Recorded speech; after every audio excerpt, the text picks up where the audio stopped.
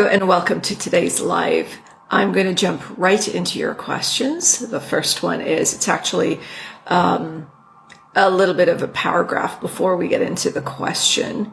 I should probably give it a few minutes to get some of you in here. All right.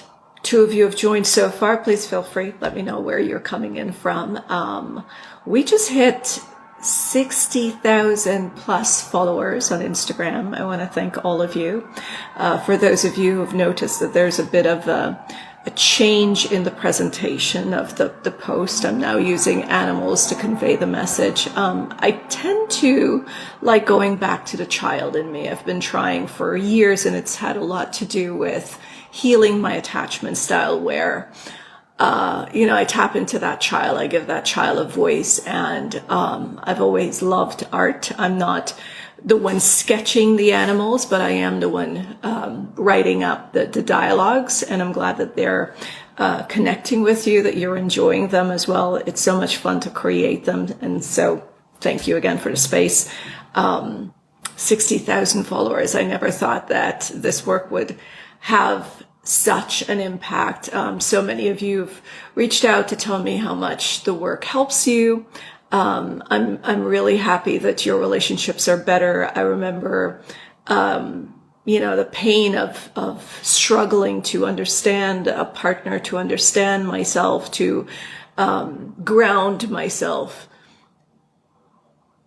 to feel better, to feel whole, and not knowing what to do, not being able to understand a partner's behavior when they pull away, when they push, when they say insensitive things out of nowhere.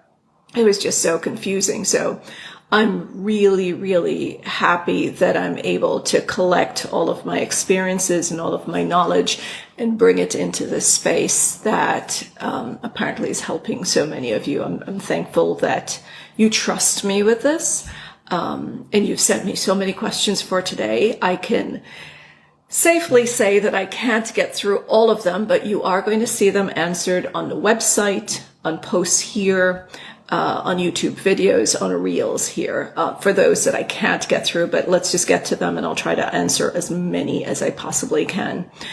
Someone sent me a DM, a message.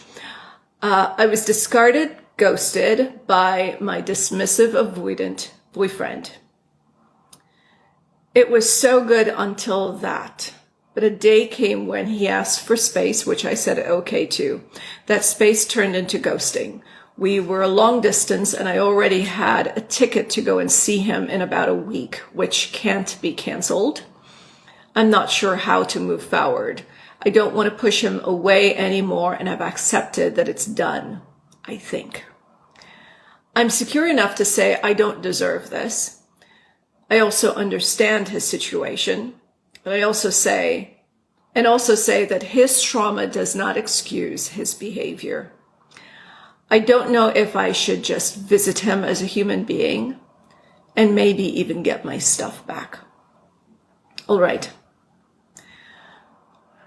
Each and every one of you, us, we all have a little bit of secure, a little bit of anxious, a little bit of avoidant, a little bit of narcissism. We all, each and every human being, it's absolutely necessary that we're all of those things. We want to be a little narcissistic. If we're not, then we're going to think that we're less than, that we don't have confidence.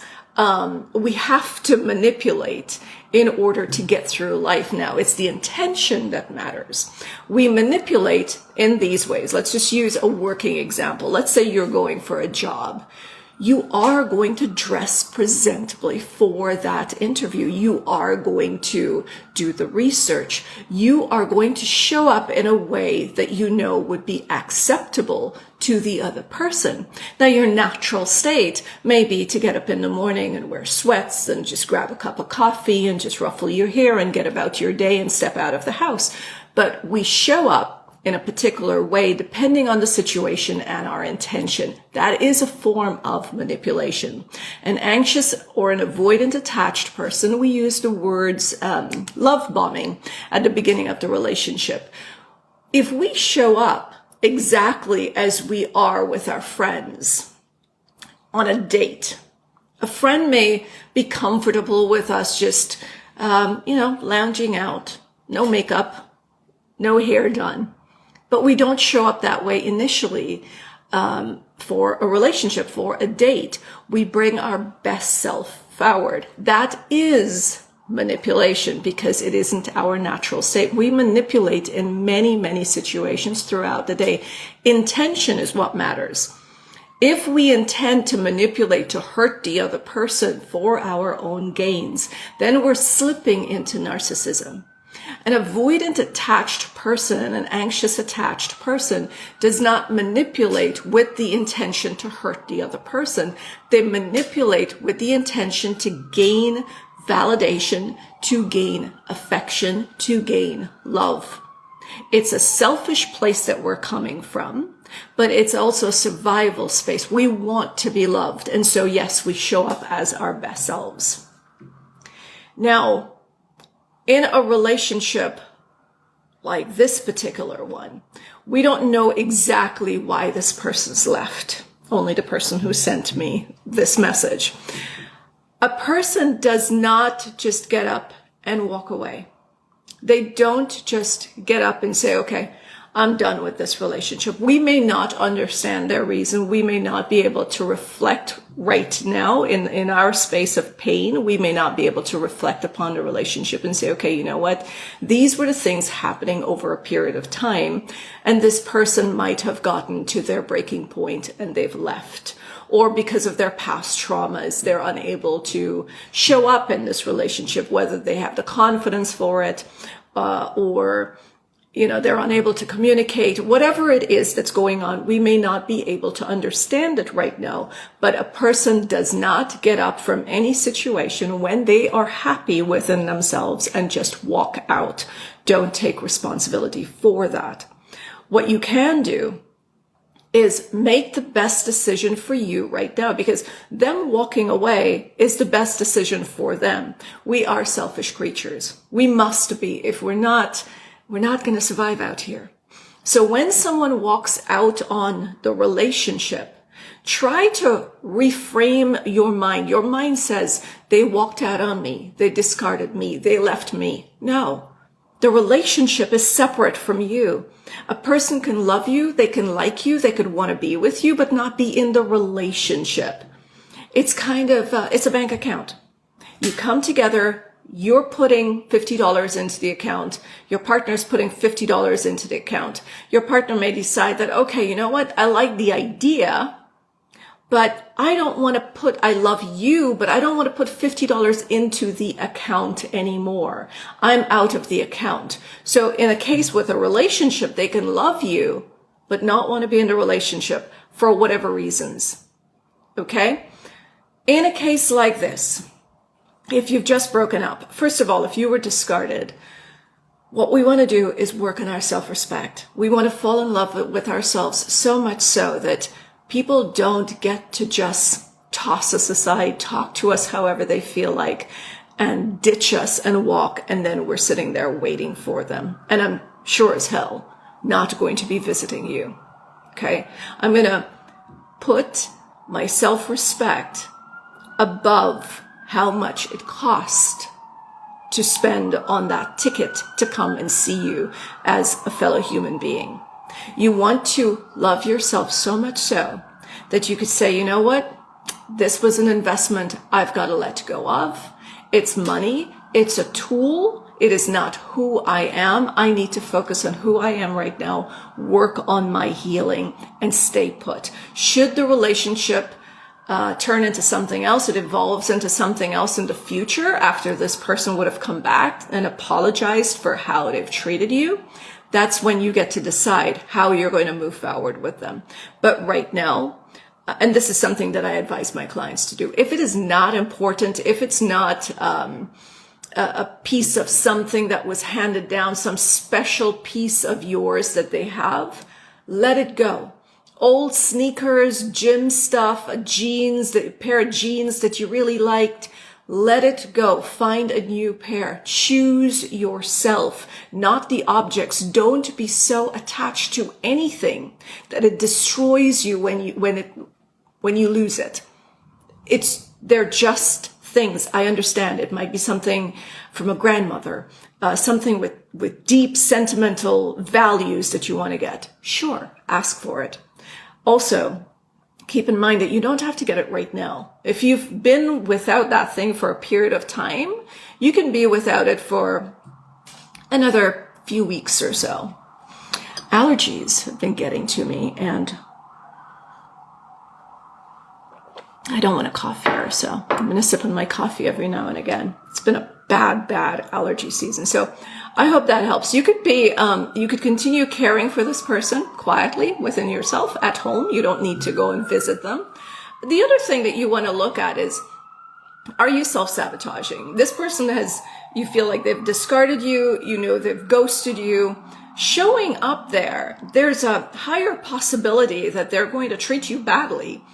And so self-sabotage means we have a feeling that it's not going to go right. And then we're going to get into the thing in any case. And I'm so sorry. And then we end up feeling hurt and ask ourselves, well, I knew it was going to happen. Why did I still do it? What you're really doing unconsciously is trying to remind yourself that you won't be chosen, which is not true. You're going to people asking them to choose you when they cannot choose you. So of course, you're going to keep bumping into the same thing over and over. So when you have a feeling like this, a confused feeling, should I go? Should I not go? They've discarded me. They've ghosted me. Clearly, they're not going to treat you well. And so you're going to leave and you're going to go there, and then they're going to hurt your feelings, and you're going to ask yourself, why did I do this? Why do I keep doing this? Or if you don't want to take responsibility, you're going to focus on them being the evil one when they're showing you who they are, and you keep bumping into it. So my advice would be, don't go, right? You don't need to. You could be friends with them and forgive them later on in the future, or let time play out, and you could get your stuff later. You don't need to rush into this right now. Another question, how long did it take me to heal my anxious attachment, and am I completely healed? I actively started my healing journey when I was 27. That's what I'm fully aware of. As if I look into my childhood, I could see that I was always searching. I was always interested in becoming a better version of myself. I was always researching stuff, reading up on stuff. So that's always been there. But at 27, I got really conscious about it, and I started to read all the self-help books, question myself a lot, look at my behavior in relationships. And that was because I decided I just couldn't be the victim anymore. I could not go through life with this thinking of poor me, everyone gets to do this to me, poor me. I did not want to live that way for the rest of my life.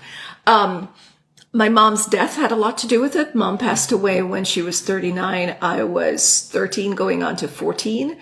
So at a very early age, I saw how fragile life is.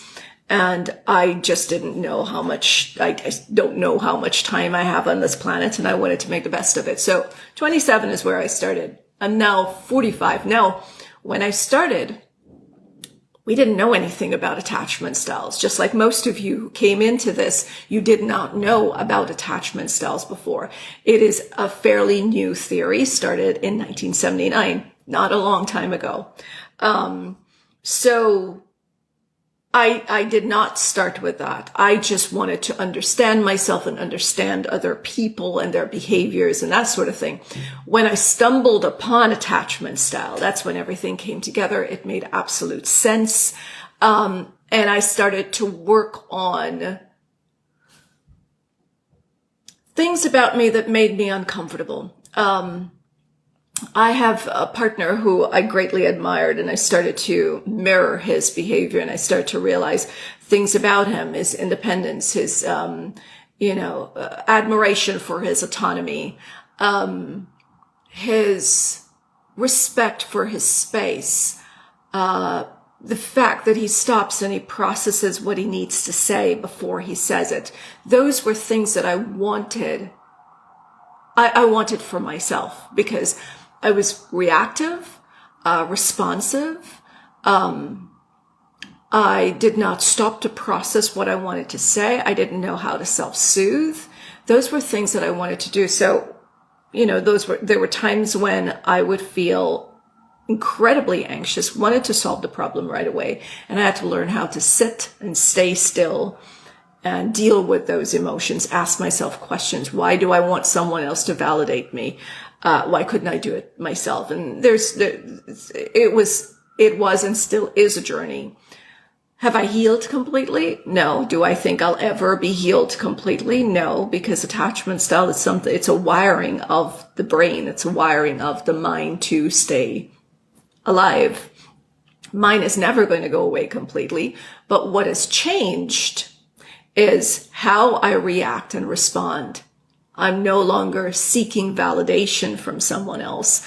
I'm no longer, reactive. I'm triggered, but now I could pause and think about how I want to respond. I can also say that whatever I'm feeling right now is not attached to this person. It's really all of the experiences I've had, all the fears I've had. So I could talk myself down and I could communicate better in my relationships. There is also lack of fear that people will leave. If they do, that's all right. When they come in, I'll embrace them. So I'm comfortable in my skin. I'm comfortable being who I am. So that's what the healing work will do for you. You're still going to be triggered. I don't believe triggers will ever go away, but you'll know how to react and respond and not feel overwhelmed and scared and anxious, when you're triggered. So that's the joy about doing the healing work and getting to this place. There's a lot more to that, but we're just going to get on to your questions about you. How can I stop bumping into my ex accidentally on purpose? He lives next door, but I'm doing it too often. You've got to ask yourself, why are you doing it? What are you hoping that your ex says? What is it you want this person to see? And why is that so necessary? A lot of times we want them to feel some sort of a fondness towards us. Why is that necessary? That is us looking for validation from them. Can you give yourself that validation? Whatever it is you're hoping he says when he bumps into you. If you're hoping that he says, oh my gosh, they look so good. Can you do that for yourself? Can you do that and believe that about yourself instead of seeking it outside of you? How can my partner ghosted me for the past 3 weeks. Is he aware of how painful this is? Does he have empathy? When an avoidant attached person pulls away, most of the times it's to protect themselves. When an anxious attached person is ghosted, they're not going to sit back and do nothing. They're going to reach out. That's one way of knowing that you've been ghosted, right? You repeatedly reach out and you don't get a response. Now, every time we reach out to someone, it's like rushing in, grabbing them and trying to pin them down. No one's going to be comfortable. Since we've all been so fond of the animals, let's use this analogy. The lion is used to being hurt. It's used to being hunted. And now one good human being comes in and all it wants to do is pet this animal, feed this animal, take care of the animal. That lion is not going to trust that human being because it's got years of experience where it was hunted by beings that looks like this other human being. Now, when the person who's trying to take care of it rushes in and say, no, come here. I want to take care of you. You sit here. I'm going to feed you. That's not going to calm the lion. The lion just wants to escape. It's going to bite. It's going to growl. It's going to rip apart and it will escape. That's what an avoidant attached person is going through and they're feeling. And the more you reach out, the more they want to run. They don't want to get into that cage. They don't want to be shot. They don't want to be tied down. They don't want to lose themselves. lose themselves tied down in a cage. That's what an avoidant attached person is going through. So when we feel like we've been ghosted, this person's pulling away from us, and we're reaching out constantly to them, that is similar to that human being trying to grab the lion and pull him in a cage and say, I'm going to take care of you, I'm going to feed you, I'm going to be good to you. So what you want to do is pull back. Now, do they know what they're doing? Yes, society is made us believe that to take space in a relationship is wrong. It's made us feel like if we're not showing up for people in a specific way, then we're not good people. And so an avoidant attached person spends most of their times feeling criticized and judged because they need some space and they just don't know how to communicate that well. And now they can feel shame for not being able to show up in relationships. Sometimes they feel like, oh, I'm not good enough. I'm not good at this thing. I'm terrible with people. And that's not a comfortable feeling. If we could put ourselves in their shoes, we'd know that it doesn't feel good when people think that we're not good at what we're doing. And so, yes, they're aware of what you might be going through. Do they know exactly what you're feeling? No. Is it easy for people to empathize? No. Empathy is not something simple for us humans to do. We could sympathize. We can say, oh, would I want to feel this way? But we can't tell, an anxious attached cannot tell how an avoidant attached person feels if they're not attuned to it. An anxious attached person can only say, if I was in this position, I would do this, but you're not able to feel what an avoidant attached person feels because there's a completely different wiring that happens. So you cannot say, if it were me, I would not ghost. It's not you. It's a different brain you're dealing with. And if you keep projecting how you would act and how you would feel and how you would think, that's causing that anger towards that other human being. So we want to be attuned, meaning get into their brain makeup, which is what we're sharing here. When I talk about how an avoidant attached person thinks and how an anxious attached person thinks, I'm not defending the avoidant attached person. I'm not out here to make anyone look like the good guy or the bad guy. I'm helping you to understand that it's a different brain makeup. You can't say, I would have done things differently. It's kind of like, I can't fly a plane, right? I'll tell you, I can't fly a plane. But I'm going up to the pilot and said, you know what? If I had flown this plane, I would have done it this way. There is no way I could do it. It's a different brain makeup. And a pilot who doesn't do what I do comes to me and say, well, if I was doing it, I would have done it this way. So can people feel guilt, remorse, regret for how they've treated other people? Yes. Can they have empathy?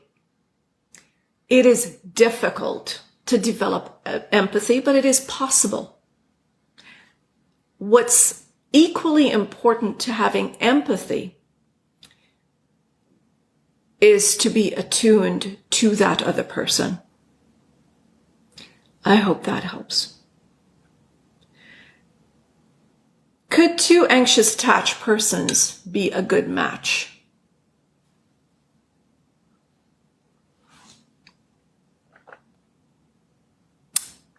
Oh boy, hang on. I'm trying to think of what's an analogy. Since we've been so connected to the animals, I feel like we should do that again. All right, two dogs. Two dogs, they love being with each other. They love playing with each other. It's all they do. But every time one of them tries to take a nap, the other one wakes him up. Every time one of them tries to eat, the other one pounces to play. After a while, no matter how sweet that one that wants to sleep or eats alone, no matter how sweet that one is, it will start to get annoyed. Okay? When two human beings, the thing about in the anxious relationship, it is an insecure relationship, attachment style. So is an avoidant attachment. They're both insecure attachment styles. Now, what that means is they both need the other one to validate each other, the anxious attached, right? They're both afraid of abandonment, which means every time one of them leaves, the other one wonders, is this person going to come back? Do they love me?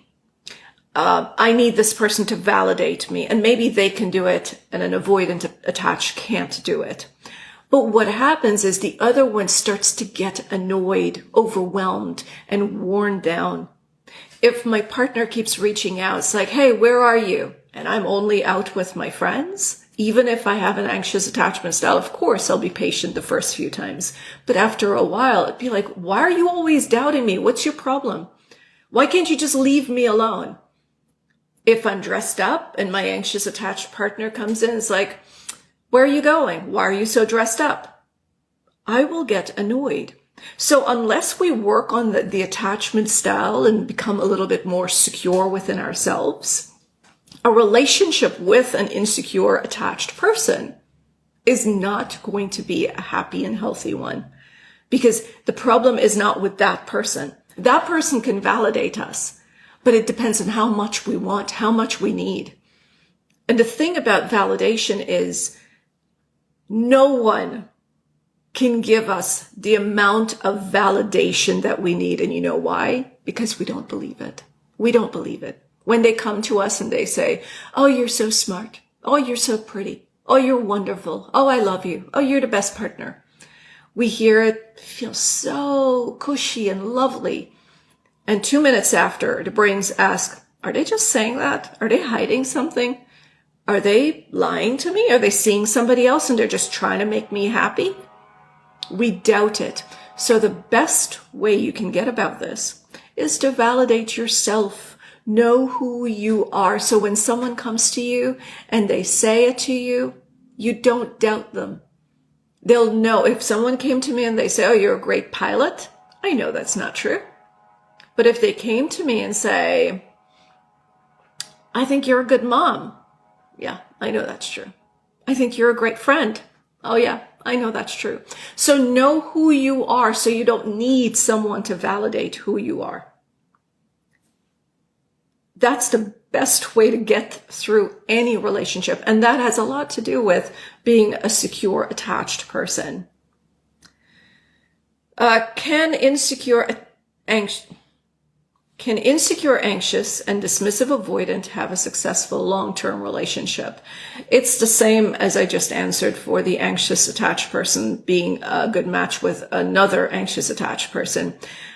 There is nothing like an insecure, anxious, and dismissive avoidant.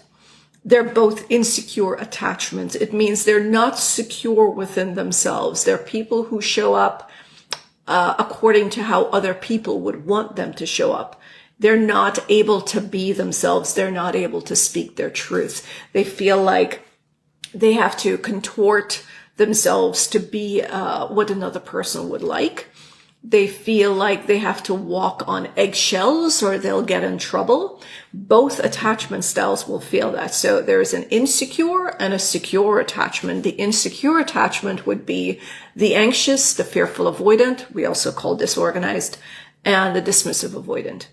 And then there's the secure. No, one or both parties will have to work on their secure attachment. They have to work on their attachment so that they become securely attached. Why I say one can at times is when one person is securely attached in a relationship, they are in a better position to communicate differently. They're in a position to listen and articulate their needs, but also appreciate the other person's needs and communicate clearly. The one who is not working on their attachment style, there's nothing we could do about a person who is not working on their healing. But what happens in these dynamics is there are people, both anxious and avoidance, who are self-aware, who are insightful. who knows exactly how they're showing up, exactly what their struggles are. So if you have one partner who is secure, let's use secure and avoidant, for example. Let's say you have a secure attached person in a relationship and an avoidant attached person. They'll be able to communicate their needs to that person and hear them out, and the relationship can become fairly relaxed. They'll notice when this person needs space, the secure will pull away. However, it does not mean that all of the relationships will work, because if it is someone who is of that insecure attachment and they need a little too much validation, so much so that it is overwhelming for the secure attached person, or if they are self-sabotaging and it's causing pain to the secure attached person, the secure attached person will leave. They will leave.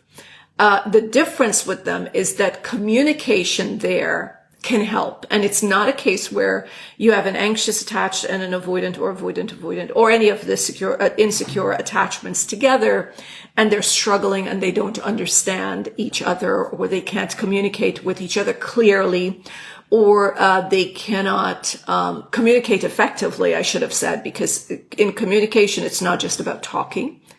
In communication, it's a lot about body language, our tone, and listening.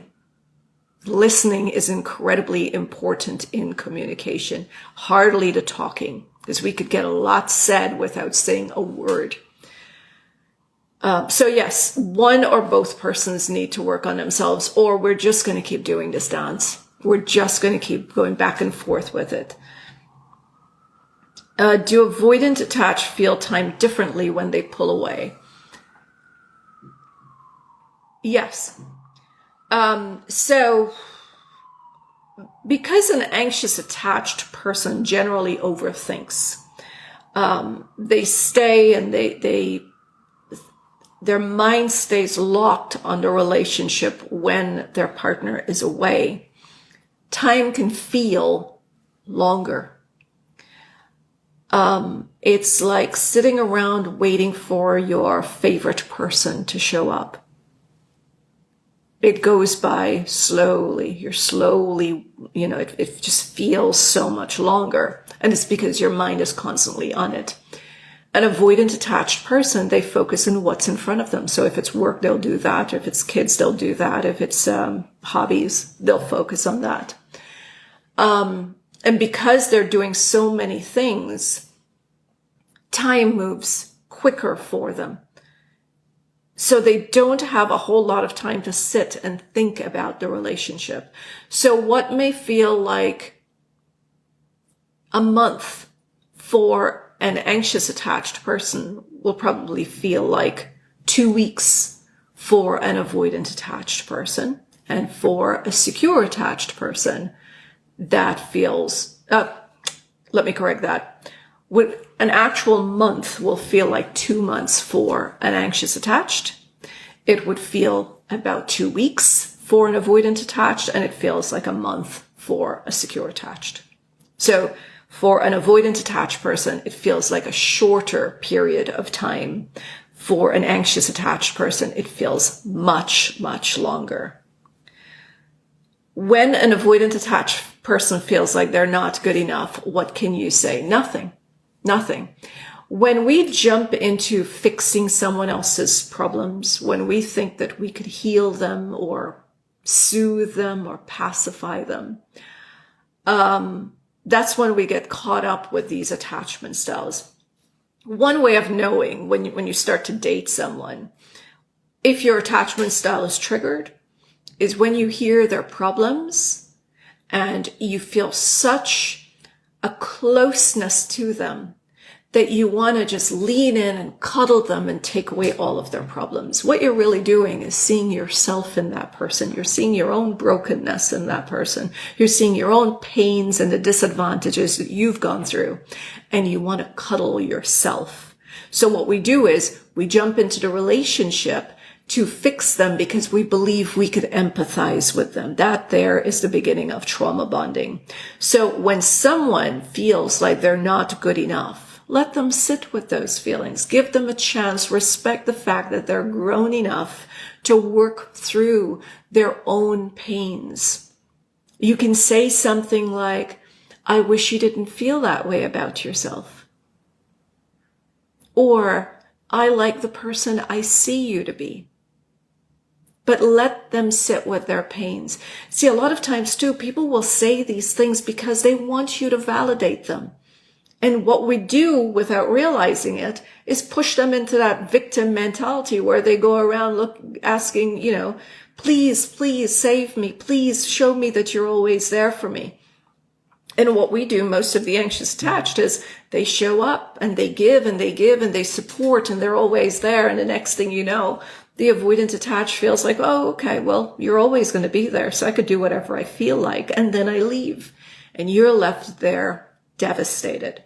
Allow people to be the grown-ups that you hope they can be, to be the people that you respect them for, or you met them, you respect them, you fell in love with them for. Let them be independent. They can carry their pain. Trust me, they've gotten this far without you. They can do it. Your job is to be in the relationship and enjoy them. Remember the first 2-3 times you went out with them. It was fun. Why did you make it work? I'm talking to myself here too. I've done this in the past. Why do we make it work? Why is it we meet this person, really like this person, and next thing you know, we're trying to change them. So we never really like them.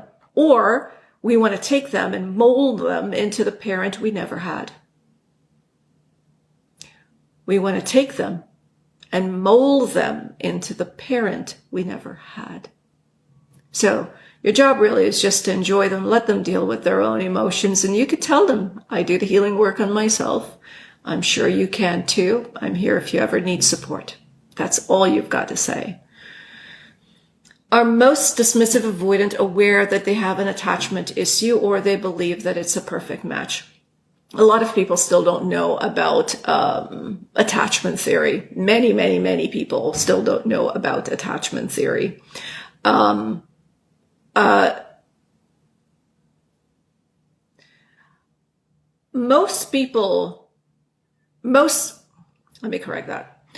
Most avoidant attached people are aware of their fears and how it holds them back in relationships. But yes, they can meet someone just like an anxious attached. We meet someone, we get along really well the first 2-3 times, and we think this person's perfect. This person's different than anybody else. And you give it about 3 months to 6 months and you start to see, wait, they're exactly like the last person. And if you really pay attention, you'll see that it's not how they behave that's exactly, but how you feel in the relationship that is exactly as you felt in every other relationship. The need to justify yourself, the discomfort of feeling judged, of feeling control, of feeling like you have to prove that they got it wrong about you, that you're different than they think you are. And that's not only in this relationship, it's always happened. And if you go all the way back to your childhood, you would find that caregiver that you felt you had to show up differently. You probably had to ace all your tests. And if you did, you were 1 point below. You got a question like, oh, but why didn't you get that 1 point? You felt like nothing you ever did was good enough. And so now we're getting into relationships. And when that person makes us feel, or they do something and that makes us feel like we're not good enough, we're devastated all over again. Because we wonder, why? Why no matter what I do, I could never, ever be good enough? Why is it I'm never chosen? The harsh truth is, because we're not choosing ourselves. We get into relationships and the relationships are painful, and we come to people like me and we're asking, what can I do to make this person like me? Love yourself first. When you start to stand up and say to people that I will not tolerate this kind of behavior, I promise you they fall in place, because they know they either step up and treat you the way that you will accept, or they respect that they can't give you what you're deserving of, and they step away. And while that is painful, trust me, it's better to be outside of a relationship with that person who can't respect you than in the relationship begging and pleading with them to respect you. You have two choices. You stay in a relationship and accept that it's going to hurt and not complain about it. Or you get out of it knowing that yes, it's going to be painful initially, but then you'll be okay. But make a choice. If not, you stay in a place called limbo. And that is the most uncomfortable position you can put yourself in. I know. Somebody reached out and said, "You've been a little tougher recently." And I thought, yeah, I don't want to mollycoddle anybody and keep them in this painful spot. So, the longing and need for affection does not work in modern dating. How do I cope? It never worked. It never, ever worked. It is just that there was a time in the 60s and 70s when most women stayed at home and we didn't have cell phones. And the man, most cases again, went off to work. So women were not sitting around wondering, why isn't he responding to my text? They didn't have text messages. They weren't sharing every move of their day. So there was some mystery. There was some excitement to a relationship. When the person came home, that's when they shared. Or if they saw each other once a week, that's when they shared about everything that was going on. Now there is no excitement because we're filling our partner into absolutely every move we make. Oh, I'm going to the supermarket. Do you want anything? I just got back from the supermarket. What do you want? I'm going to meet my friend for breakfast. I'll be home at 12.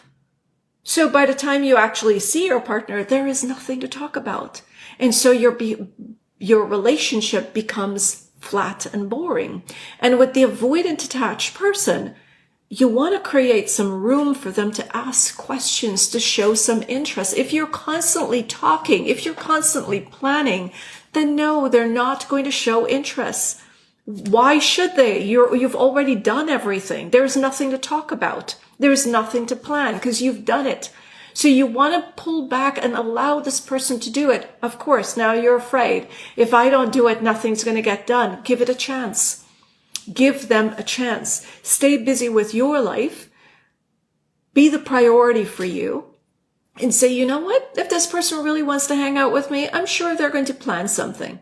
I'm sure they're going to check in. If they really care about me, sure, I'm sure they're going to check in. And if they don't, that's all right. I don't have the time for this. I'm just going to let it go. Told you I have a ton of questions here. Hang on. How do I cope? How do I know if anxious attachment is being healed? That's a great question. It depends on how you react and how you respond when you're triggered. If you're able to stay calm, and if you could get into your head and talk yourself down and self-soothe, process what you're feeling, make a decision. Is this something I need to discuss? Is it something I need to discuss right now, or can it wait? Is it something that I need to deal with on my own, or is it something I need to bring to the table without the fear that if I speak up, this person's going to leave? That's how you know that your anxious attachment is at a healed enough space to be more securely attached. It's not that you're not going to have triggers. It is just how you respond to the triggers that will tell how healed you are on this attachment journey. With that, I am going to quickly check and see if you've got any questions here and try to get to them. And then again, for the questions that I did not get to answer. Oh, hello, Western Australia. Hi, Philippines. Yeah, there's a question here. For the questions that I did not get to answer here, check the website and keep checking on Instagram page, and I'll post what do you call them, the carousels.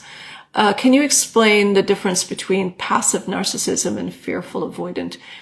Passive narcissism might be more like a covert narcissism, where it's like they have more of a victim mindset and can resemble the fearful avoidant. The difference is a fearful avoidant attached person does not want you to feel sorry for them. Covert narcissists do. A fearful avoidant attached person, they can feel empathy. Someone asked me a question here about how do you know if an avoidant attached person actually feels empathy? They'll come back and they'll say they're sorry, or you'll see a change in their actions. So, puppy analogy, the fearful avoidant tend to have that, that they bend their head when they've done something wrong, which will look more like I'm just being quiet and keeping in a corner, and I'm kind of ashamed of myself. And then they'll come back and you'll get like a gentle rub on your shoulder, or they'll bring you a cup of tea or do something that you would like. They may not necessarily talk about it. Covert narcissism is more, you're always doing this to me. You don't know what I've gone through. I actually did do a post. You'll see it, the very last post on the different types of narcissism, but they're more about me. And with avoidance, they don't want the attention. That is not to say that they don't like attention. Every human being likes attention. They just don't want the attention on them. You see, to call them for them to feel like the victim, for them to come to you and say, oh, poor me. For an avoidant attached, that's them admitting that they're weak, and that's not something they want anyone to see.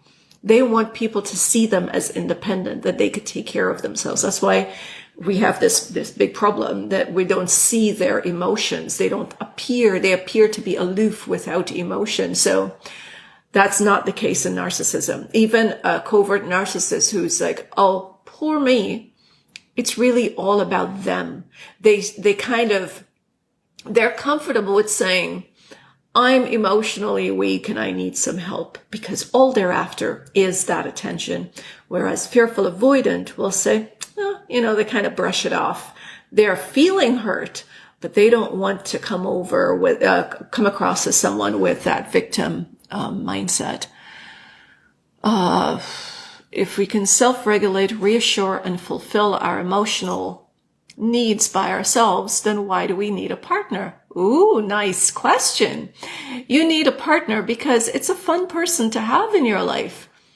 It's just like, a child saying, well, I have all the toys at home. Why do I need a playmate? You want to share life with someone. You don't need a person to fix you and make you better. You do that for yourself. That's nobody else's responsibility. Why do you have a partner? It's someone to have fun with, someone to enjoy life with, someone to enjoy experiences with, someone to share life with, but not someone to need. If we need that person, then that's a huge burden we're putting on them. We have to think about it this way. If a partner asks me to do something that I am unwilling, unhappy, unable to do for them, is that what I want a partner for? I want a partner to put that kind of burden and pressure on me? All right, we could get into a massive discussion with this one, right? Could also be an abusive person that says, well, I just want a partner that I could punch around and beat up so I could feel better. It's what narcissism is. I just want someone who is a supply, an energy supply for me. And if I don't have that, then why do I need a partner? Now, we want to be able to fix our own emotions, be responsible for how we feel, and we get a partner if we want to share life with them, share experiences, share time, share the joy of living on this beautiful planet with them, not to fix us. All right. Today, I pulled away from a friendship with an avoidant attachment girlfriend who has been my friend for 12 years. I feel free and good about myself. Someone asked me, how do you know if you're in the right relationship? It is when you feel good about yourself in that relationship. And sometimes it means doing exactly what you did. leave the relationship so you'd feel good. So anytime you're confused about should you be in the relationship or not, ask yourself, am I happy in this relationship, or is this thing just hurting me and draining me and making me feel less than I want to feel about myself? I wish you guys all the peace and all the love. I will see you again next Wednesday for another live. And if you feel like reaching out, DM me at any time, feel free to do so. Thank you again for the space, and I will catch you guys soon.